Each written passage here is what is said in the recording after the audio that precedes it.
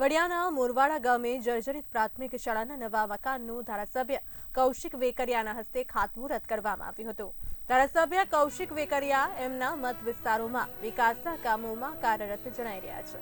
ત્યારે વડિયાના મોરવાડા ગામે પ્રાથમિક શાળાના ઓરડાઓ જર્જરિત હાલતમાં હતા અને વિદ્યાર્થીઓ જર્જરિત ઓરડાઓમાં અભ્યાસ કરતા કોઈ મોટી દુર્ઘટના ઘટે તે પહેલા સ્થાનિક સરપંચ દ્વારા ધારાસભ્યને રજૂઆત કરવામાં આવી હતી અને ધારાસભ્ય દ્વારા 26 લાખ ઉપરાંતની ગ્રાન્ટ મંજૂર કરવામાં આવી હતી। ત્યારે ધારાસભ્યના હસ્તે શાળાના ઓરડાઓનું ખાતમુહૂર્ત કરવામાં આવ્યું હતું।